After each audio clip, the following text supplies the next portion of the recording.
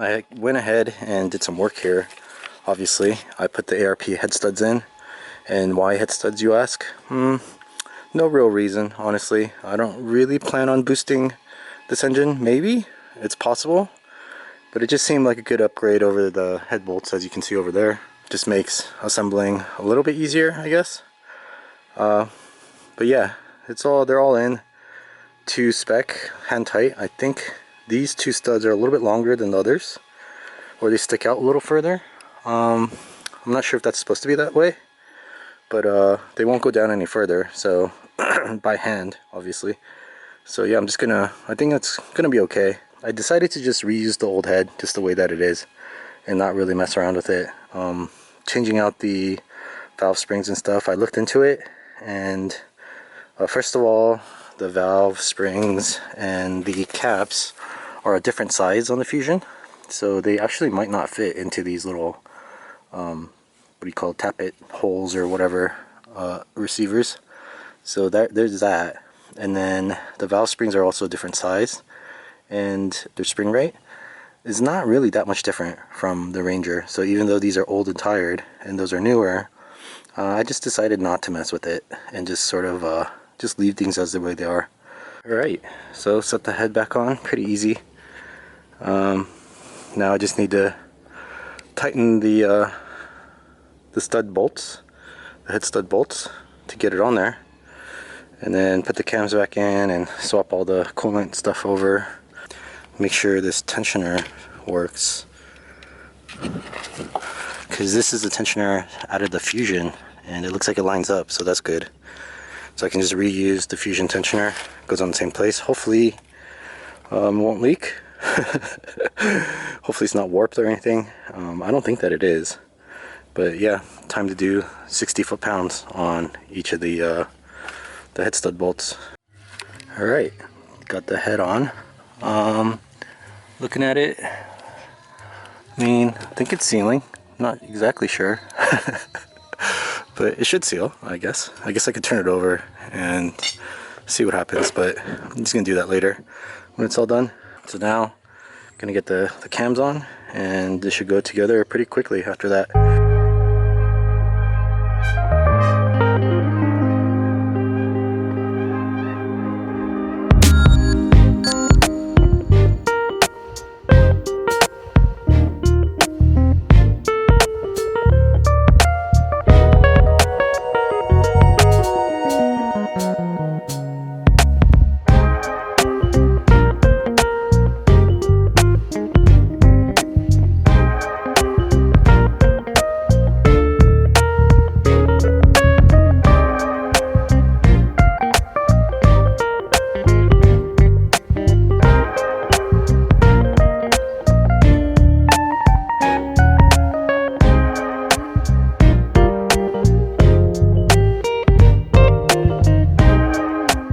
I swapped all the other components over from the old head, the old new head, I guess. And then, I guess I still need to swap this guy over. Not a big deal though. But yeah, valve cover is ready to go on. Oiled the camshaft, should be good. Oiled the timing chain.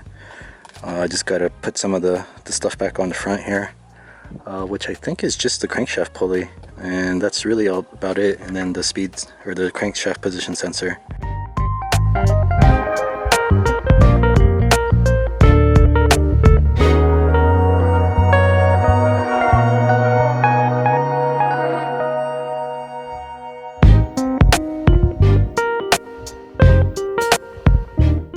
Alright, well there she is, all put back together for the most part. Obviously I need to put it back in the truck and then put on the fan and the belt and all that stuff, but I think that's all there is. Pretty simple, just 3 pulleys, and then obviously there's the alternator and the AC over here, but I think that should be it. Unless I'm forgetting something.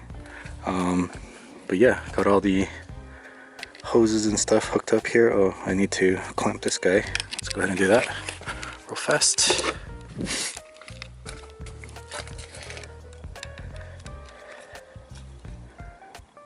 Boom. That's clamped. This is clamped. to the PCV. This goes back on in the car. This guy back on. It's all sealed up.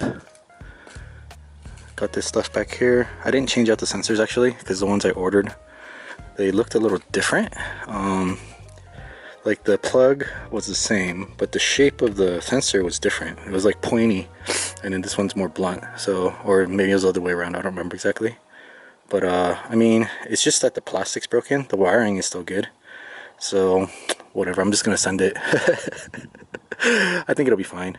This sensor here on top also is broken, the plastic, and I didn't order this one because I didn't know that this was broken. I just noticed it today. And it's been it worked fine before, so I think it's fine.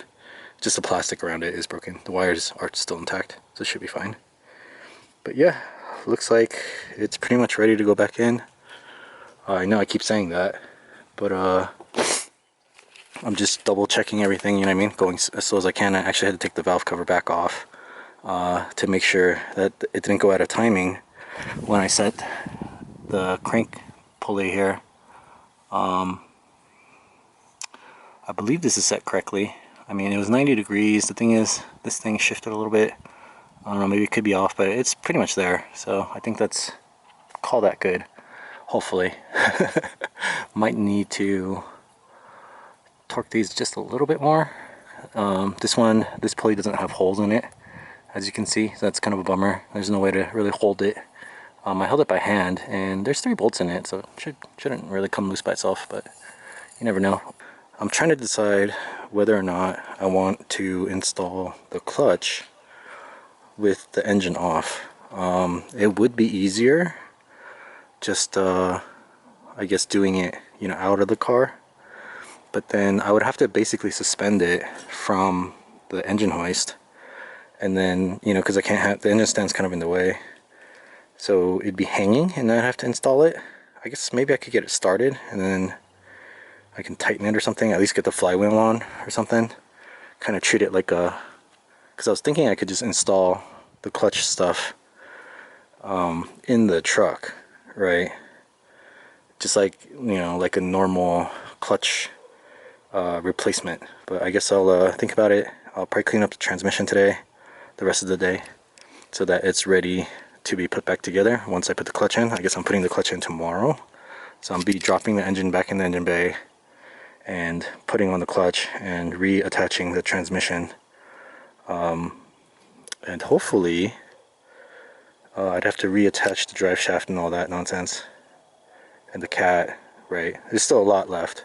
I gotta put the fan back and the new radiator, install that. I still have to mess with the seats, obviously, and I don't know if I showed this, but I got a nice center console out of a Explorer, which matches the color interior here, but it doesn't actually fit, so I'm gonna have to figure out how to make that fit. Obviously, in order to even test drive this thing, I'll need to have a seat, so I need to make the seat. So yeah, there's a ton of stuff left to do, but if I can get the transmission and at least maybe the drive shaft hooked back up, I can at least start it and maybe putter around on I'll sit on a cinder block or something and putt around, just back and forth, forward and reverse, just to see how it works. I think I'm gonna run into a tuning issue because the stock ECM, I don't know if it can handle the additional air. Basically, since it's a 2.5 now, it's going to be sucking in more air, right? Even though the intake's the same, the volume of air going into the engine is probably going to be a little bit more. So I don't know how that's going to affect the MAF sensor, because the existing MAF, so here's the air box and here's where the MAF goes, right? And this little hole here, I think it's like 2 inches, I believe. And you know, having more displacement, it means more air is going to travel through this tiny hole, and so that means that the sensor is going to think that there's more air going through, and so it's going to add more fuel, which is true. But because I have more displacement now, right, it might run rich, basically, is the bottom line. And so because of that, I actually went to the junkyard and I pulled some air boxes from an Explorer. And so these are from the previous model, or the previous what do you call it, well, basically they changed the airbox style. My truck is a 2004, and these are from earlier. I don't remember exactly what year they were from, but the airbox themselves are pretty much the same. These tabs are a little bit different where the placement is. I guess this one's the same, but I think this one has the larger bore, right? So this is off of a 4-liter V6, and this is from a 3-liter V6 Explorer. And so this hole right here, I don't know if you guys can see that, is a lot smaller than this hole. Not a lot, but like 1/4 of an inch to, I think, maybe 3/8 of an inch smaller. And so what I'm basically thinking is that this hole is larger than this hole, right? But this is all one piece. Before they did that, so before they made, I think is this one. So before they switched to this style, they had this style of, I guess, what do you call it? Whatever. I don't know what it's called. But my idea is basically, since this has a larger hole, and it's, I guess it's quite a bit larger. I think this might be 2.5 inches, and then this is 2 inches. So, but basically what I'm going to be doing is seeing maybe if I can modify this if the truck does end up running rich. I'm just going to put the stock stuff back on and try to run it and see how it goes. And if it starts running rich, basically I'm going to take this thing and basically cut a hole in it. I'm going to cut all this crap out in the middle here, which is going to be kind of a bear. But, you know, whatever. Just get some elbow grease in there, and eventually I'll be able to cut it all out. And then basically create like a little slot for the MAF sensor, mass airflow sensor, to sit in. So basically I'll be customizing a custom mass airflow sensor, whatever thing. I mean, I could probably just buy one, but I think these are unique to Ford. I don't know if there's an aftermarket one. I guess maybe I can try to see if I can find an aftermarket one that bolts onto the stock airbox, but I don't believe so. And I'm doing that because I'm in California and there's CARB laws, emissions laws, and so anything that looks aftermarket, if it doesn't have an EO sticker, you get dinged on. So what I'm gonna try to do is make things look as stock as possible, so that when I go get smog checked, they're just gonna be like, oh yeah, whatever, it's just like a normal Ford truck, right? It's all has Ford parts on it and whatever, so they'll never know, you know, that I modified stuff. If they don't look too closely. Even if they did, I've passed, my Accord actually is running a Prelude intake, and they didn't notice that at all. So I took the throttle body and the tubing and the airbox and everything from a Prelude, and it's cold air, and they had no idea. So I think I can kind of pull the same shenanigans, and so I actually pulled the Explorer airbox, the bottom piece as well, and this is the top piece for it, and just have to cut these tabs off, and then this will go on there. And I think I need to shave down, I think they changed like where the tabs actually are from the 4.0 to the 3.6. I don't know why. This one has a dimple here as well, whereas this one doesn't. I don't know. So yeah, I guess I'll experiment with that if the truck ends up running really rich.